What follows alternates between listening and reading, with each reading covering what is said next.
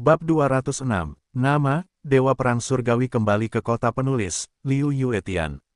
Plus matikan mengatur ulang, Yang Xuan tidak ingin bicara terlalu banyak saat ini. Dia dengan hati-hati membaringkan Enron yang sedang koma di atas matras dan memerintahkan, nyawa Enron tidak masalah besar. Cari saja obat trauma untuk dioleskan ke lukanya dan beristirahatlah sejenak. Setelah itu, dia bergegas keluar. Ketika sampai di pintu, dia tiba-tiba teringat sesuatu dan berbalik memberi perintah, jangan sebarkan berita hari ini. Bahayanya sudah teratasi, cobalah untuk tidak keluar, aku akan kembali dalam 2 hari. Kemudian dia bergegas keluar, setelah naik bus, dia segera menelepon Tianying dan berkata dengan suara yang dalam, segera selidiki organisasi bernama Paviliun Malam Gelap. Aku ingin semua informasi mereka. Ada 2 asisten di sekitar Yang Xuan. Salah satunya adalah seorang budak tua, yang terutama bertanggung jawab atas urusan dunia sekuler, seperti membantu Yang Xuan dalam manajemen keuangan, atau menyelidiki data beberapa individu atau organisasi di dunia sekuler. Yang lainnya adalah Tianying, salah satu dari 6 pemimpin pasukan 100.000 Xuanzi. Tianying bertanggung jawab atas kelompok bayangan di pasukan Xuanzi. Tim ini jarang sekali terjun langsung ke medan perang untuk melawan musuh. Mereka terutama bertanggung jawab atas pembunuhan dan intelijen. Meskipun jumlahnya sedikit, mereka adalah elit dari elit dan inti dari pasukan Xuanzi. Saya tidak tahu seberapa besar jasa yang telah mereka berikan. Organisasi Paviliun Malam Gelap telah terlibat dalam dunia gelap, jadi itu harus dilakukan oleh Tianying. Segera, dalam waktu kurang dari 10 menit, Bayangan Langit mengirimkan informasi terperinci tentang Paviliun Malam Gelap. Seperti yang dikatakan Ombak Besar sebelumnya, ini adalah organisasi yang mengambil uang dan menghilangkan bencana bagi orang lain. Selama Anda memberi uang, Anda dapat melakukan apa saja. Tentu saja, harga komisi mereka juga sangat tinggi, yang sama sekali tidak sebanding dengan organisasi pembunuh biasa di dunia sekuler. Organisasi ini bukan milik organisasi Jianghu di dunia sekuler, juga bukan milik sekte manapun.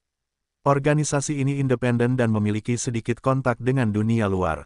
Organisasi ini memiliki ribuan orang, memiliki metode pelatihan yang ketat, dan memiliki lembaga seperti kamp pelatihan. Efektivitas tempurnya tidak kecil. Pemimpin tertinggi adalah kepala kabinet, yang mengatur 4 pelindung dharma dan 10 kepala. Setiap orang dapat disebut ahli keputusan di dunia sekuler. Menurut nilai kekuatan dunia sekuler, mereka benar-benar di atas yang terhormat. Dan cara mereka menerima pekerjaan sangat istimewa. Seperti yang dikatakan wanita Ombak Besar, mereka benar-benar tidak pernah berhubungan langsung dengan majikan dan hanya mengambil uang untuk barang-barang, jadi bahkan mereka tidak dapat mengetahui siapa majikannya. Yang Xuan merasa sedikit pusing di sini. Yang paling dia pedulikan sekarang adalah spektrum pedang terbaik di level ini. Begitu hal semacam ini muncul di depan umum, pasti akan menimbulkan badai berdarah. Oleh karena itu, tugas yang mendesak adalah mencari tahu siapa yang tahu bahwa Anjia memiliki spektrum pedang seperti itu pada awalnya. Namun, petunjuk itu tampaknya telah dipecahkan, dan Yang Xuan harus berubah pikiran untuk memecahkannya. Yang Xuan menarik napas dalam-dalam, perlahan menyalakan sebatang rokok untuk dirinya sendiri, lalu bersandar di kursi belakang untuk memejamkan mata dan bermeditasi, menjaga seluruh orang dalam keadaan paling rileks. Ini adalah keadaan ketika dia berpikir pada waktu-waktu biasa. Dia memusatkan esensi, ki, dan roh seluruh tubuh pada satu titik, acuh tak acuh terhadap hal-hal asing, dan membuat pemikiran yang paling efisien. Hingga tingkat yang paling tinggi. Buku panduan pedang terbaik di tingkat hari ini sangat penting. Secara langsung, itu terkait langsung dengan hidup dan mati ratusan ribu atau bahkan jutaan orang. Dia harus membuat pilihan yang paling benar dan tidak boleh meninggalkan kekurangan apapun. Telepon di sekitarnya terus berdering. Itu adalah Sunan, tetapi Yang Xuan telah memasuki keadaan meditasi saat ini dan tidak akan memperhatikan gangguan eksternal ini. Segera dia mendapat ide. Tianying, kau segera panggil pemimpin tak dikenal lainnya dan perintahkan 1000 pasukan elit Xuanzi untuk menghancurkan Paviliun Malam Kegelapan sepenuhnya. Perintah Yang Xuan. Tianying tampak bingung di ujung telepon yang lain. Itu hanya Paviliun Malam Kegelapan. Aku akan membawa beberapa ahli ke sana. Mengapa repot-repot begitu? Setelah itu, dia buru-buru berkata, maaf, aku banyak bicara. Bagi Tianying, perintah Yang Xuan adalah dekret kekaisaran. Mereka tidak perlu tahu alasan dan alasan apapun. Terapkan saja. Bahkan jika Yang Xuan memerintahkan mereka untuk segera melompat dari tebing, mereka tidak akan pernah mengerutkan kening. Namun kali ini butuh begitu banyak kesulitan untuk berurusan dengan paviliun malam kegelapan saja, jadi Tianying tidak dapat menahan diri untuk bertanya satu pertanyaan lagi. Ingat, tindakannya harus cepat. Kau tidak boleh meninggalkan petunjuk apapun tentang pasukan Xuanzi di tempat kejadian. Begitu, setelah perintah diberikan, Yang Xuan menghembuskan napas panjang. Karena buku panduan pedang terbaik Tianji sangat penting, dia bahkan merahasiakannya dari Tianying. Karena para majikan mengetahui buku panduan pedang ini, meskipun mereka bukan orang-orang di dunia gelap, mereka juga harus mengetahui sesuatu tentang dunia gelap. Karena aku tidak dapat menemukannya untuk sementara waktu, itu hanya dapat mengalihkan perhatiannya. Memusnahkan paviliun malam gelap bukanlah tujuan akhir. Seperti yang dikatakan Tianying, jika hanya untuk memusnahkan mereka, cukup paviliun malam gelap dan kirim tim ke sana. Namun, Yang Xuan sengaja melakukan pertempuran besar untuk dua tujuan. Pertama, paviliun malam gelap hancur total, majikan pasti curiga bahwa seseorang mencuri spektrum pedang dari paviliun malam yang gelap. Kedua, alasan mengapa pertempuran besar seperti itu sengaja diciptakan adalah untuk menyembunyikan identitas pasukan Xuanzi. Meskipun ada banyak orang kuat di dunia gelap, paviliun malam gelap sama sekali bukan organisasi Jianghu biasa. Hanya ada beberapa organisasi yang dapat menghancurkannya sepenuhnya hanya dengan beberapa orang, dan pasukan Xuanzi adalah salah satunya. Oleh karena itu, Yang Xuan sengaja membiarkan Tianying membawa begitu banyak orang ke masa lalu untuk membuat para majikan di balik layar tidak pernah ragu bahwa mereka tidak dapat pergi ke pasukan Xuanzi. Jika itu benar-benar dilakukan oleh pasukan Xuanzi, mereka tidak perlu menggunakan begitu banyak orang sama sekali. Dengan cara ini, ujung tombak hanya dapat mengarah ke dunia gelap, dan kekuatan dunia gelap itu rumit, dan ratusan kekuatan, besar dan kecil, tidak dapat diselidiki sama sekali. Yang Xuan tidak perlu khawatir tentang berita spektrum pedang untuk saat ini, karena majikannya tidak boleh bodoh. Semua orang ingin menelan hal yang begitu baik sendirian. Jika berita tentang munculnya spektrum pedang terbaik Tianji tersebar, semua kekuatan pasti akan turun tangan. Pada saat itu, tidak akan ada yang salah dengan majikannya. Entah mengapa, Yang Xuan tiba-tiba merasakan kejengkelan yang tidak dapat dijelaskan di dalam hatinya. Dia selalu percaya bahwa takdirnya ada di tangannya sendiri, dan tidak ada seorang pun di dunia ini yang dapat mengendalikannya. Namun sekarang dia tiba-tiba menemukan bahwa dia tampaknya tidak pernah melepaskan kendali dari tangan takdir yang tak terlihat. Saya ingin mengambil kesempatan ini untuk menjadi orang biasa, tetapi karena semua jenis pertemuan yang tidak disengaja, saya membawanya lebih dekat ke dunia gelap lagi sedikit demi sedikit. Perasaan mengetahui bahwa itu adalah jurang, tetapi harus dekat dengannya membuat orang merasa sangat kesal. Ponsel Sunan masih berdering.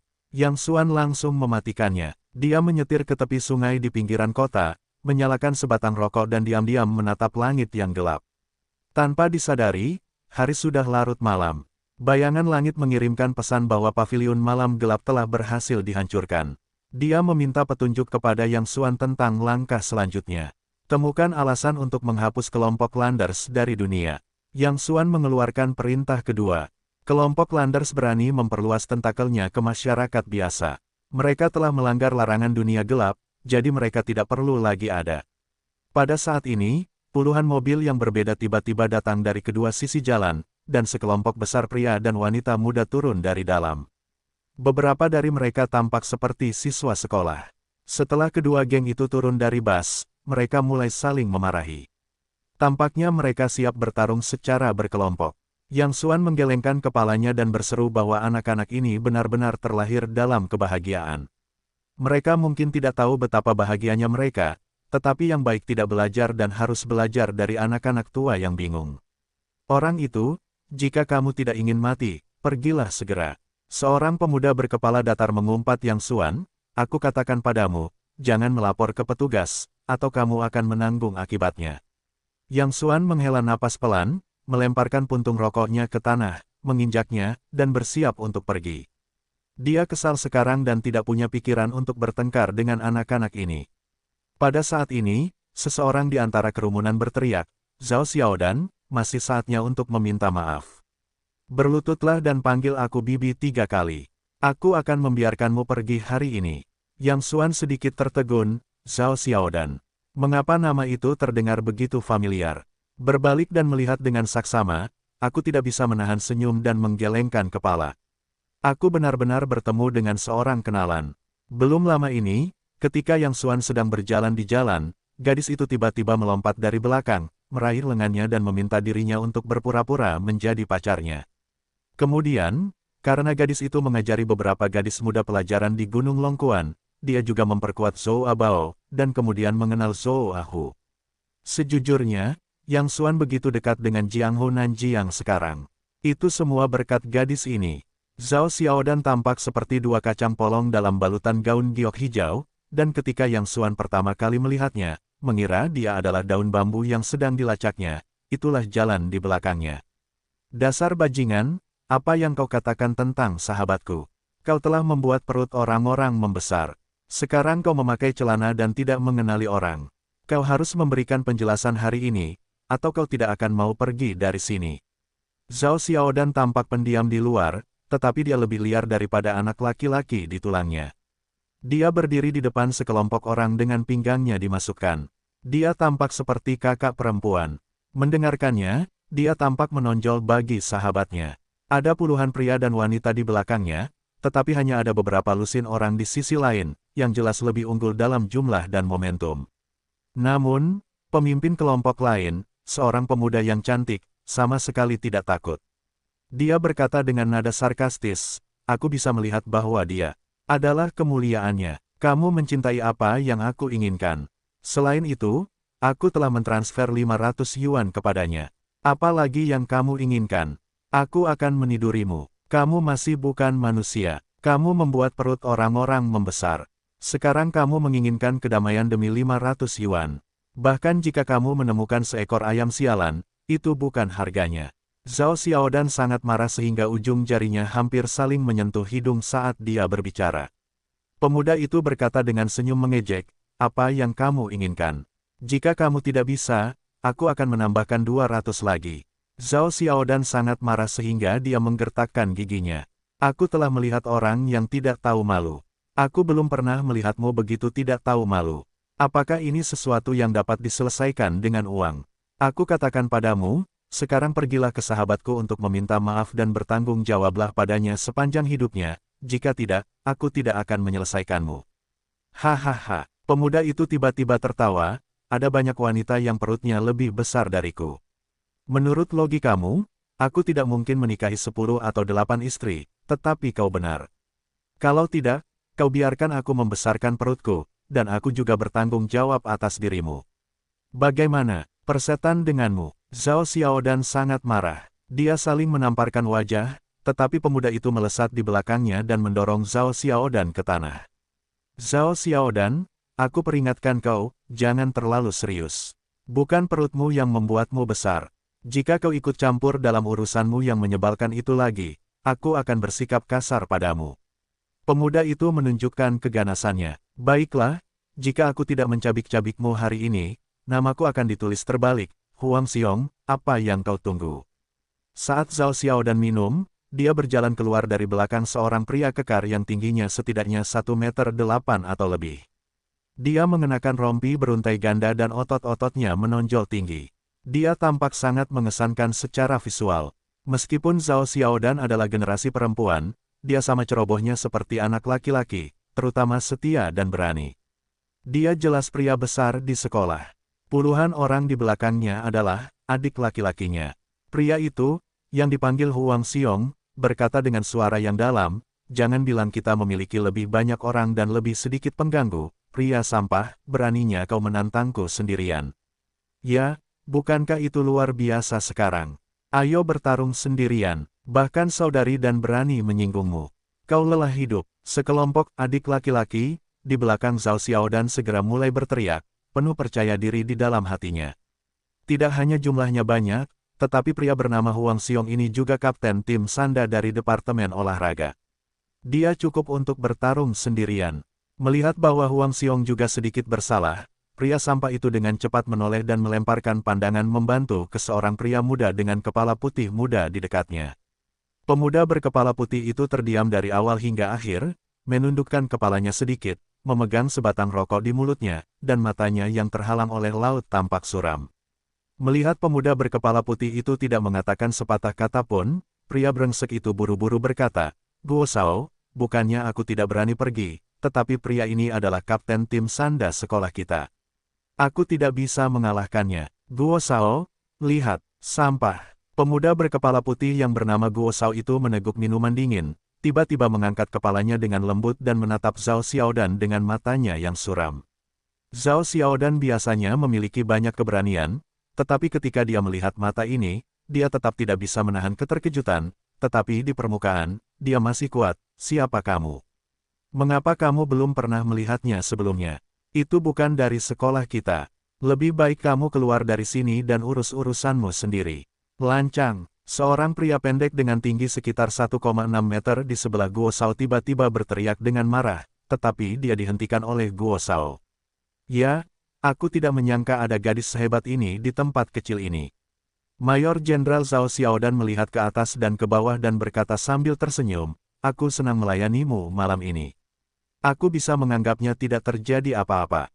"Guo Shao," tapi, begitu pria brengsek itu berbicara, wajahnya ditampar oleh pria pendek itu. "Apakah kamu punya hak untuk berbicara? Minggir." Ada 5 tanda darah merah terang di wajah pria brengsek itu, tetapi dia bahkan tidak berani kentut.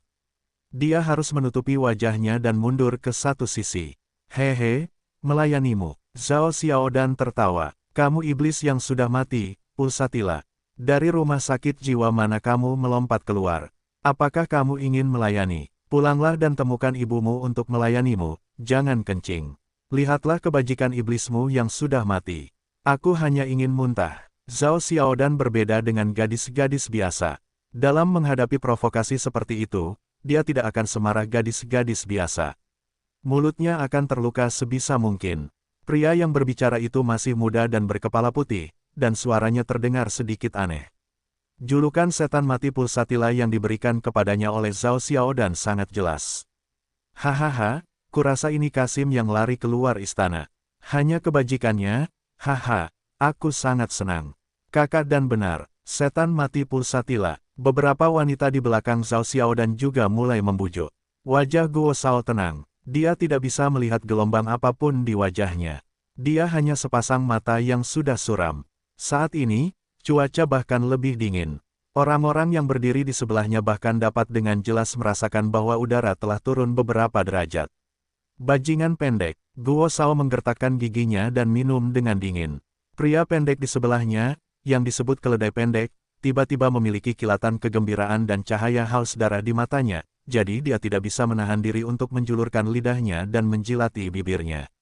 Dia tahu kepribadian Guo Shao dengan sangat baik. Biasanya dia memiliki 2 tabu, satu adalah berbicara tentang kepalanya yang masih muda dan putih, dan yang lainnya adalah bahwa dia banci. Faktanya, Guo tidak seperti ini ketika dia masih muda. Kemudian, setelah sakit parah, tidak hanya rambutnya yang menjadi putih, tetapi juga suaranya menjadi aneh. Kedua tempat ini adalah titik sakitnya. Tidak peduli siapa yang menyentuhnya, konsekuensinya sangat serius. Belum lagi sekarang, anak-anak kecil ini menyentuh 2 sisik terbalik Guo Shao secara bersamaan. Tampaknya ada yang menyenangkan hari ini. "Gadis kecil, kau terlihat sangat tampan. Paman menyarankanmu untuk memakai mantel yang lembut sekarang." Keledai kurcaci itu hitam, pendek, dan gempal. Ia terlihat kuno. Ketika ia tersenyum, ia memperlihatkan gigi kuning yang menjijikkan dan berjalan menuju Zhao Xiaodan selangkah demi selangkah. "Berhenti," teriak Huang Xiong, "jika kau ingin menggerakkan saudari dan, lewati aku dulu." Tubuh ini keras dan bertenaga, tetapi suaranya dapat membuat orang takut. "Anak-anak, bermainlah." Keledai kurcaci itu bahkan tidak melihat ke arah Huang Xiong. Ia masih menjilati lidahnya dan terus mendekati Zhao Xiaodan sambil tersenyum. "Kau ingin mati?" Huang Xiong melihat bahwa pihak lain mengabaikannya. Ia sangat marah hingga mata dan alisnya hampir retak.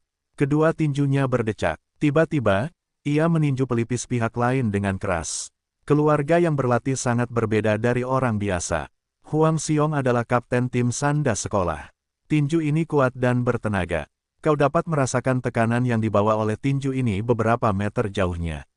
Pria pendek itu mencari kematian. Dia berani mengabaikan saudara laki-laki kita, Haha, menarik. Aku sudah melihat kepergian saudara Xiong dengan mataku sendiri. Jika pukulan ini terus berlanjut, bahkan batu bata itu pasti akan pecah. Ah, sangat ganas. Apakah akan terjadi sesuatu? Sebagian besar orang-orang ini masih siswa di sekolah. Mereka mulai khawatir apakah pukulan Huang Xiong akan menimbulkan masalah. Tetapi Huang Xiong tidak terlalu peduli. Pada waktu-waktu biasa, ketika dia berada di sekolah, kemanapun dia pergi, dia harus memanggil saudara Xiong dengan hormat. Pada saat ini, dia diabaikan oleh seorang yang hitam, pendek dan jelek. Bagaimana dia bisa menelan nada ini? Selain itu, Dewi Zhao Xiaodan berdiri di sampingnya. Kamu tidak bisa kehilangan bagianmu di depan Dewi. Kamu harus memberinya kekuatan seorang pria. Pop, saat berikutnya, suara renyah tiba-tiba datang kepadaku. Semua orang tercengang. Bukankah seharusnya itu suara tumpul ketika tinju mereka mengenai kepala orang? Bagaimana bisa itu suara seperti itu? Sekali lagi, semua orang tercengang. Pukulan itu tidak mengenai kepala kurcaci itu, tetapi di telapak tangan lawannya. Keledai kurcaci itu tidak melihatnya, tetapi dengan lembut mengangkat telapak tangannya untuk menangkisnya. Tinjunya mengenai telapak tangannya. Tentu saja, itu membuat suara yang tajam. Bahkan mereka yang tidak tahu kungfu tahu betapa kuatnya menangkis tinju yang kuat ini hanya dengan satu telapak tangan daging. Huang Xiong sendiri bahkan lebih ketakutan. Dia tahu kekuatan tinjunya lebih baik daripada orang lain, belum lagi telapak tangan dagingnya. Bahkan batu bata harus meledak oleh tinju itu. Namun, bagaimanapun juga, dia berlatih sanda selama bertahun-tahun dan bereaksi dengan cepat. Dia menarik tinjunya pada saat pertama dan siap mencari kesempatan lain untuk menyerang. Namun, saat tinjunya hendak ditarik, kelima jari pihak lain tiba-tiba terkatup rapat dan dengan kuat mencengkeram tinjunya seperti tang. Tidak peduli seberapa keras Huang Xiong mencoba, dia tidak bisa bergerak selama setengah menit. Anak-anak, tahukah kalian bahwa perilaku kalian saat ini sangat berbahaya? Keledai kurcaci itu akhirnya menoleh perlahan, dan nada suaranya masih kuno, seperti nada seorang tetua yang mengajar generasi muda. Kau benar-benar melepaskanku. Teriak Huang Xiong dengan marah, apakah kau tahu siapa ayahku? Huang Tianming, ibu kota provinsi, kau menyentuhku hari ini untuk mencoba. Huang Xiong, melaporkan nama ayahnya, alasan mengapa dia bisa begitu sombong dan mendominasi di sekolah tidak hanya bergantung pada kungfunya, tetapi juga pada latar belakang keluarganya. Huang Tianming, keledai pendek itu berkata sambil tersenyum, itu Huang Tianming yang makan dengan Jiang Wenian. Haha. Aku tidak menyangka dia adalah ayahmu. Ketahuilah saja, wajah Huang Xiong penuh dengan kebanggaan. Ayahku adalah orang yang populer di sekitar Tuan Jiang. Dia tahu seperti apa dia. Tolong minta maaf padaku dan saudari Dan. Aku tidak peduli tentang itu hari ini. Sekelompok orang di belakangnya juga berpikir bahwa keledai pendek itu telah menendang pelat baja hari ini. Siapa Jiang Wenian? Itu adalah orang terkaya di ibu kota provinsi dan orang terkaya di seluruh provinsi. Ayah Huang Xiong adalah orang yang populer di sekitar Jiang Wenian. Apakah itu mudah diprovokasi? Hei, hei, keledai pendek itu tiba-tiba mencibir dengan senyum muram, dan kemudian kelima jarinya tiba-tiba berusaha. Hanya mendengarkan kartu itu, Huang Xiong langsung berlutut dan melolong dengan sangat tragis. Ketika semua orang melihatnya, mereka terkejut.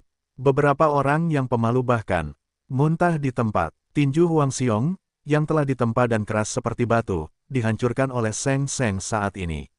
Taji tulang putih, darah merah, dan tinju di tangan keledai pendek itu sesederhana mencubit tomat. Pemandangan itu sangat mengerikan. Nama Huang Tianming hampir tidak bisa menyelamatkan hidupmu. Keledai pendek itu tampak santai. Tampaknya melakukan hal-hal seperti itu seperti makan dan tidur. Dia menendang Huang Xiong keluar dengan satu kaki. Gadis, kamu tidak perlu aku mengundangmu sendiri. Keledai kurcaci itu menyeka noda darah di pakaiannya dan tersenyum pada Zhao Xiaodan. Jangan datang ke sini. Zhao Xiaodan terhuyung mundur beberapa langkah. Jangan bergerak, saudari Dan, ayo pergi bersama. Tiba-tiba seseorang di antara kerumunan berani berteriak. Zhao Xiaodan bisa menjadi kakak perempuan tertua di sekolah. Selain kecantikannya, banyak anak laki-laki yang bersedia bekerja untuknya, dan dia juga sangat setia padanya. Orang-orang ini setia padanya, meskipun pria pendek itu kuat, mereka memiliki puluhan orang. Belasan anak laki-laki tiba-tiba mengambil batu bata yang sudah disiapkan, botol bir, dan senjata mematikan lainnya dan menyerbu keledai pendek itu. Mata keledai kurcaci itu tiba-tiba memancarkan kilatan kegembiraan yang hanya dipancarkan oleh binatang buas. Tubuhnya berkelebat. Dia hanya mendengar beberapa suara tumpul. Hanya dalam beberapa detik, dia berbaring di tanah. Pada saat ini, semua orang langsung merasa bahwa hati mereka ditusuk oleh sesuatu. Belasan pria dengan senjata pembunuh dijatuhkan dalam beberapa detik.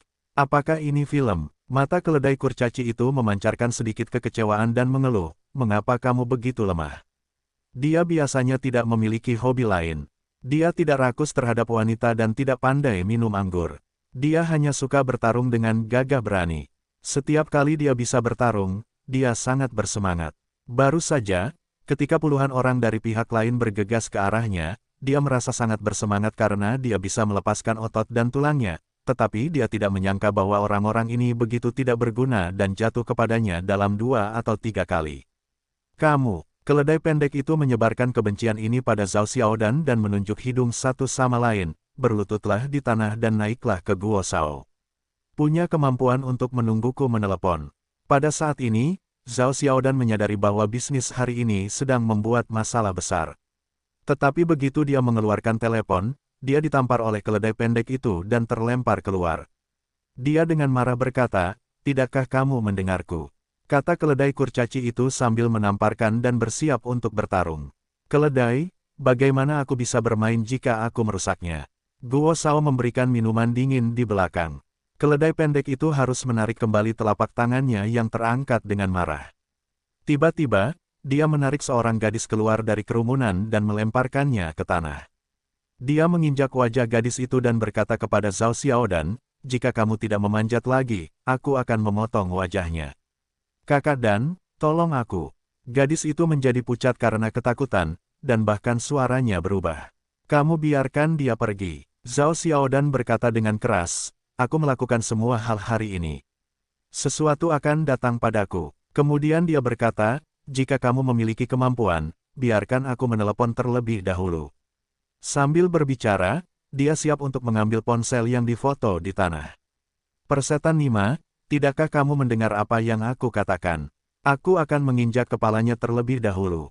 Keledai pendek itu sangat marah sehingga dia mengangkat kakinya dan siap untuk menginjak kepala gadis itu. "Jangan terlalu takut sampai tidak bisa bersuara." Wajah Zhao Xiaodan sangat pucat. Jika dia melibatkan orang lain, dia mungkin tidak akan bisa tidur nyenyak seumur hidupnya. "Berhenti." Zhao Xiaodan menggertakkan giginya dan berteriak, "Aku akan melakukan apa yang kau katakan." Keledai kurcaci itu melangkah mundur lagi dan berkata sambil tersenyum tipis, "Benar sekali. Cepatlah memanjat dan goyangkan ekormu saat memanjat. Kami, Guo Shao, suka yang ini." "Kakak Dan, jangan." Di belakang mereka, beberapa gadis menangis. Zhao Xiaodan biasanya orang yang saleh dan akan membantu mereka kapanpun mereka punya masalah. Saat ini, mereka tidak tahan melihat Zhao Xiaodan dihina. Zhao Xiaodan bahkan menggigit bibirnya. Dari kecil hingga besar, dia selalu dijunjung tinggi. Bagaimana dia bisa menanggung penghinaan seperti itu? "Aku ingat kamu." Zhao Xiaodan mengangkat kepalanya dan menatap keledai pendek itu dengan tajam. Pada saat yang sama, dia juga menatap dingin ke arah Guo Shao, yang berdiri di kejauhan dengan wajah jenaka. Karakternya selalu ceroboh. Hanya sedikit orang yang melihatnya dengan tatapan dingin seperti itu. Tidak seorang pun tahu penderitaan macam apa yang sedang ia derita saat ini, tetapi ia harus mengalaminya hari ini. Jika ia sendirian, ia lebih baik mati daripada diganggu, tetapi sekarang teman-temannya lah yang terlibat. Tepat saat ia mengatupkan giginya dan hendak berlutut, ia tiba-tiba mengulurkan tangan besar dan meraih lengannya. "Mengapa kau masih di luar selarut ini? Aku akan mengantarmu kembali." Zhao Xiaodan menoleh dan melihat, "Itu kau." Tidak pernah terlintas dalam benaknya bahwa ia bertemu Yang Xuan di sini. "Wah, tahukah kau apa yang sedang kau lakukan sekarang?" Keledai kurcaci itu berkata dengan dingin. Yang Xuan menoleh dan saling memandang dengan tenang. "Kau tahu, ini pacarku, sekarang sudah malam. Aku akan mengirimnya kembali." "Ada apa, pacarmu?" Keledai pendek itu tertegun dan tiba-tiba tertawa. "Kalau begitu, lebih menyenangkan, Guo Shao, tidakkah kau berpikir begitu?" Mulut Guo Shao penuh dengan kesenangan. Selain wanita cantik, dia lebih suka wanita cantik dengan pacar atau suami. Hal favorit yang dilakukan adalah menghina wanita satu sama lain di depan suami atau pacar orang lain. Dia selalu bisa mendapatkan kepuasan besar dalam proses ini. Aturan lama, patahkan anggota tubuhnya. Guo Shao mencibir dan berkata bahwa dia telah melakukan ini lebih dari sekali. Dia mematahkan anggota tubuh orang dan bermain dengan wanita satu sama lain di depan satu sama lain. Dia menikmati suara ratapan dan mata putus asa. Dapatkan, mata keledai kurcaci itu penuh dengan kegembiraan dan menjilati lidahnya pada Yang Xuan. Nak, nikmatilah. Pergilah. Zhao Xiaodan hanya merasa terkejut. Dia dengan cepat mengulurkan tangannya untuk mendorong Yang Xuan menjauh, tetapi sudah terlambat.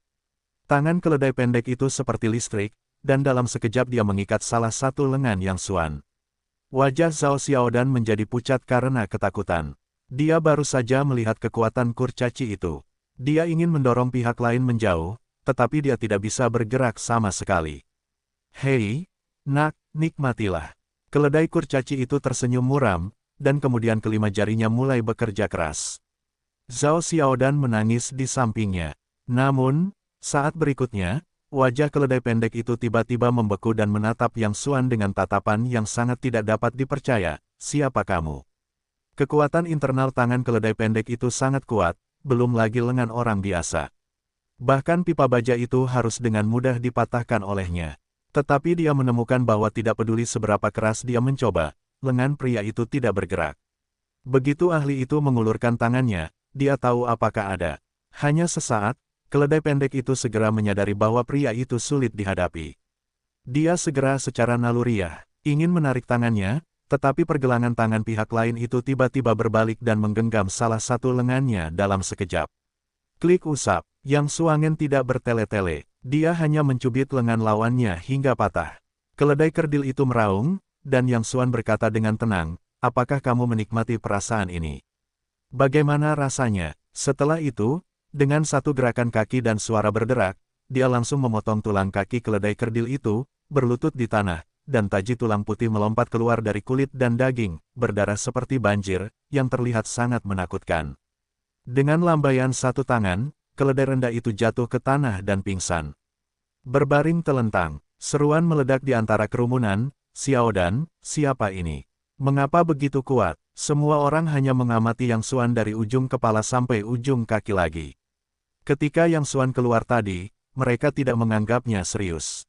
Mereka hanya mengira itu adalah orang lain yang akan mati.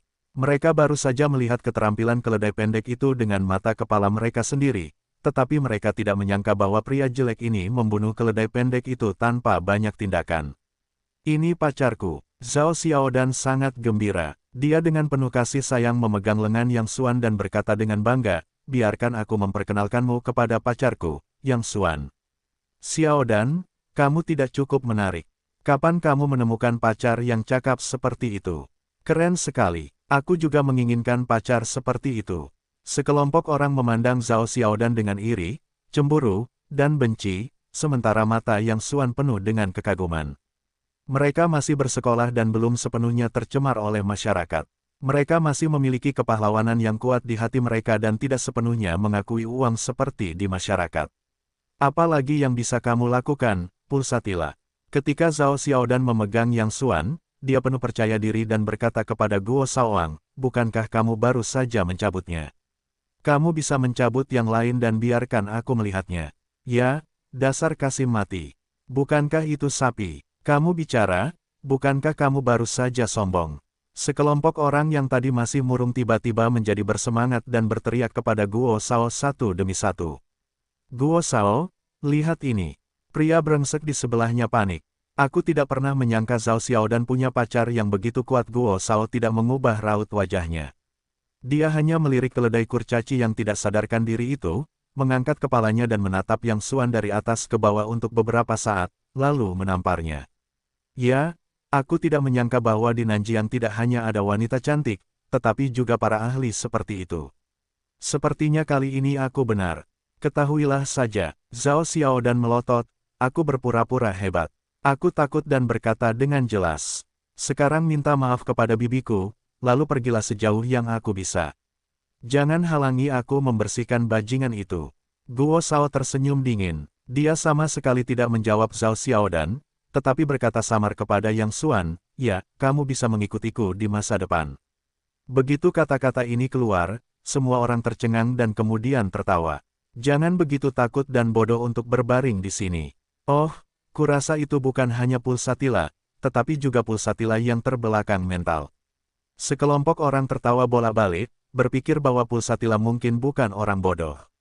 Jika dia masih mengucapkan kata-kata seperti itu saat ini, bukankah dia mengenali sosok di depannya?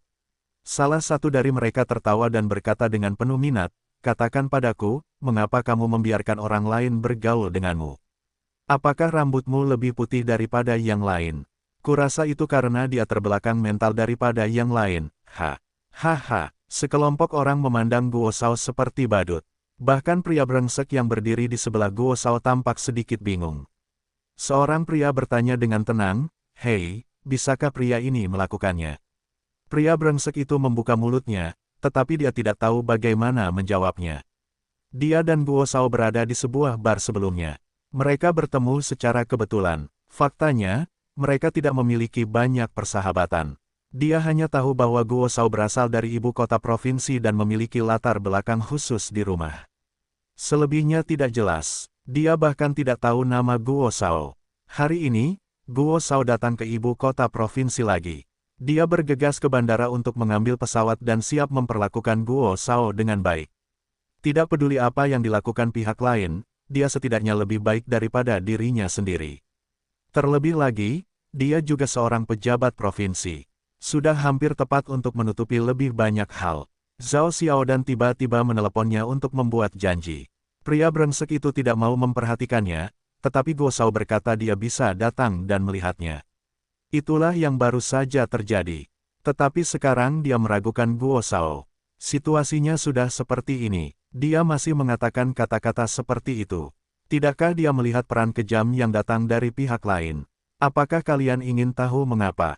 Guo Shao tidak pernah mengubah wajahnya. Dia mendongak dan melirik orang-orang dengan tatapan merendahkan. Dia berkata dengan lemah, "Namaku Guo Feiyun." Apakah itu cukup? Semua orang tercengang mendengar ini. Guo Feiyun yang mana? Tanya seorang pria. Guo Shao mencibir dan berkata, "Apakah ada orang lain bernama Guo Feiyun di ibu kota provinsi?" Semua orang tercengang lagi. Mereka menatap Guo Feiyun untuk waktu yang lama, dan kemudian mulai gemetar tak terkendali. Mata mereka penuh dengan kengerian dan ketakutan. "Guo Shao, kamu. Pria bajingan di sebelahnya begitu bersemangat sehingga dia bahkan tidak bisa berbicara. Tanpa diduga, pria ini adalah Guo Feiyun yang legendaris. Tidak heran dia berani menggerakkan bahkan orang-orang Jiang Wenian tadi, karena dia memang memiliki kekuatan ini. Atau ayahnya memiliki kekuatan ini. Tidak peduli seberapa kaya Jiang Wenian, dia hanyalah seorang pengusaha. Ayah Guo Yunfei, Guo Nanshan, adalah pemimpin salah satu dari 3 kekuatan di Jianghu bawah tanah di ibu kota provinsi. Bahkan mereka yang belum pernah berada di Jianghu tahu bahwa Guo Nanshan terkenal karena kekejamannya, dan putranya Guo Yunfei bahkan lebih baik. Tangannya berlumuran darah, dan saya tidak tahu berapa banyak tulang yang patah di bawah kakinya. Sekarang, apakah ada yang mempertanyakan kualifikasi saya untuk mengatakan ini? Guo Yunfei tampaknya sudah terbiasa dengan reaksi ini ketika orang lain mendengar namanya. Dia melirik orang-orang dan suaranya sangat suram dan dingin. Ketika mata mereka menyapu tempat itu, semua orang takut kembali, bahkan mata mereka tidak berani saling memandang, dan kaki serta perut semua orang gemetar tak terkendali. Ini bukan perkelahian kecil di sekolah. Jika Anda menyinggung Guo Yunfei, seluruh keluarga akan menderita. Sekarang beri Anda kesempatan. Guo Yunfei menatap Yang Xuan dan berkata dengan lemah, "Anda menyakiti orang-orang saya. Menurut aturan saya, Anda harus menghancurkan keluarga Anda, tetapi demi kemampuan Anda, saya dapat memberi Anda kesempatan. Biarkan wanita Anda melayani saya selama beberapa hari. Saya akan mengembalikannya kepada Anda saat saya lelah. Kemudian Anda akan menggantikan keledai pendek itu sebagai pengawal pribadi saya." Yang Xuan tidak berbicara, tetapi saling memandang dengan tatapan tenang. "Berjanjilah padanya terlebih dahulu dan tinggalkan aku sendiri. Aku akan baik-baik saja." Setelah mendengar identitas orang lain, ekspresi Zhao Xiaodan mulai menjadi gugup. Dia dengan cepat mengambil teleponnya dari tanah, tetapi dia menemukan bahwa teleponnya telah rusak. Orang di belakang buru-buru bertanya, siapa di antara kalian yang bisa meminjamkan ponselku? Namun, tidak ada satupun dari kelompok itu yang berani bergerak. Mereka menatap Zhao Xiaodan dengan mata tak berdaya dan bersalah. Sekarang setelah dia menyinggung Guo Yunfei, tidak ada yang berani menyerangnya. Bahkan jika mereka saling membantu, mereka tidak punya keberanian. Dia hendak meminjam ponsel dari Yang Xuan, tetapi dia melihat pihak lain tiba-tiba berjalan selangkah demi selangkah menuju Guo Yunfei. Kamu, ada kilatan kekecewaan di mata Zhao Xiaodan.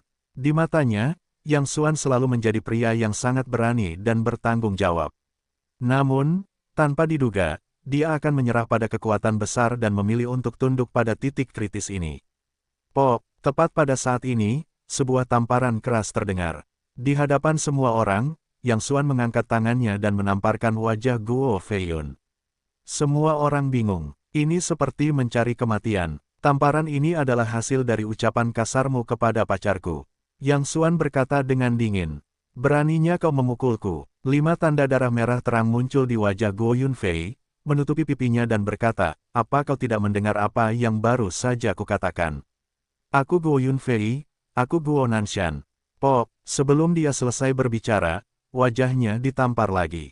Tamparan ini karena aku tidak tahan dengan rambut putih di kepalamu. Yang Xuan tampaknya tidak peduli dengan apa yang dikatakan pihak lain. Sebelum pihak lain bereaksi, dia mengangkat tangannya dan menamparnya lagi. Tamparan ini karena cara bicaramu aneh. Yang paling kubenci dalam hidupku adalah iblis orang mati. Kemudian Yang Xuan menamparkan wajah Guo Yunfei lagi karena berbagai alasan. Udara tampak terkuras, hanya suara retakan keras yang terdengar. Setelah ditampar sekitar selusin kali, wajah Guo Yunfei bengkak seperti kepala babi. Darah merembes keluar dari sudut mulutnya. Dia hanya merasakan otaknya berdengung. Ayo pergi. Yang Xuan berbalik, memegang tangan Zhao Xiaodan dan berbalik pergi tanpa mengucapkan sepatah kata pun. Tunggu aku akan membunuh keluargamu. Guo Yunfei berteriak di belakangnya. Yang Xuan tertegun, berbalik perlahan, berjalan selangkah demi selangkah ke arah Guo Yunfei lagi, dan berkata dengan tenang, apa yang baru saja kamu katakan, aku tidak mendengarnya dengan jelas. Guo Yunfei menggertakkan giginya dan berkata, aku akan membunuh keluargamu. Bagus sekali. Yang Xuan tersenyum dan tiba-tiba mengangkat tangannya dan saling mencengkeram bahu. Wajah Guo Yunfei berubah drastis, apa yang ingin kamu lakukan? Aduh, sebelum dia selesai berbicara, dia tiba-tiba mengeluarkan bunyi klik yang keras. Guo Yunfei berteriak seperti babi, dan seluruh bahunya diremukkan oleh Yang Xuansheng. Ini adalah konsekuensi dari ancamanmu padaku. Yang Xuan berkata dengan lemah, sekarang, apakah kamu akan mengatakan sesuatu lagi?